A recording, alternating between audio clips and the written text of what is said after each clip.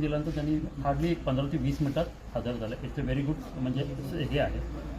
मला त्याची खात्री वाटली आणि त्याचप्रमाणे त्यांनी नंतर चेक करायला लागले. बघूया आता पुढचं काय होतं ते.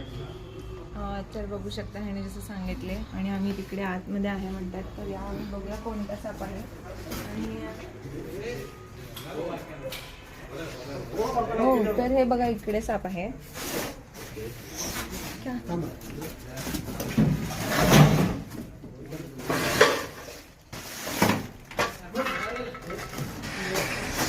बॉक्स तर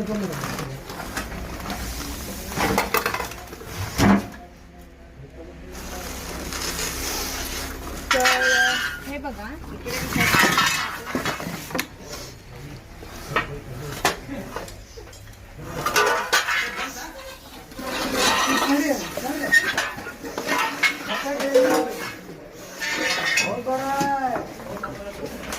आणि हे बघा किती मोठा साप आहे.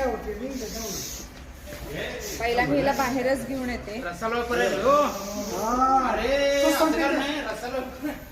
तर त्यांना वाटत होतं की अजगर, जसं त्यांनी आता म्हटले अजगर आहे, पण अजगर नाही, रसल स्वयंपाक आहे. आणि खायला पहिला ह्यानी किती दिवस झाले तुम्ही बघताय म्हटलं हा साप? आजच समजला मला, असं नाही की म्हणजे एक्झॅक्टली लोकेशन कुठं होतं ते माहीत नव्हतं. हां हां हां.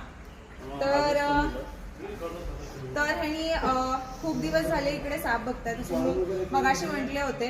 तर असं खायला प्यायला जर सापाला मिळालं तर असं साप इकडे खूप दिवस राहू शकतात आणि 15-20 दिवस सुद्धा असे राहू शकतात रसल स्वायपर. कारण की खायला प्यायला मिळालं तर राहू शकतो. आणि आजूबाजूला तुम्ही जंगल झाडी बघू शकता की कशी आहे इकडे. आणि हा विषारी साप आहे. भरपूर जणांना वाटतो की हा अजगर आहे. अजगर समजून पकडणं हे खूप चुकीचं आहे आणि भला मोठा साप आहे. आणि इकडे जसं कारखान्यामध्ये आला होता काम करताना सुद्धा आम्ही थोडंसं सांभाळून बघून काम केलं तर बाईट होऊ शकत नाही. आणि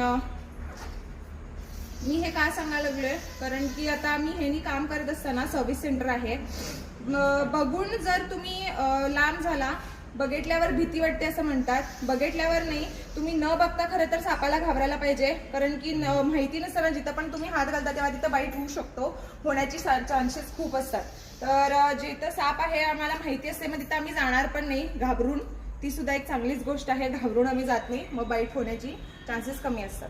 आणि हुंदीर वगैरे खायला येतो, तुमच्या इकडे सुद्धा असं साप येऊ शकतात. आणि जिथं खायला मिळतं तिथं आयुष्य सुद्धा काढू शकतात, खूप दिवस राहू सुद्धा शकतात. तर काळजी घ्या. धन्यवाद. व्हिडिओ कसा वाटला नक्की सांगा.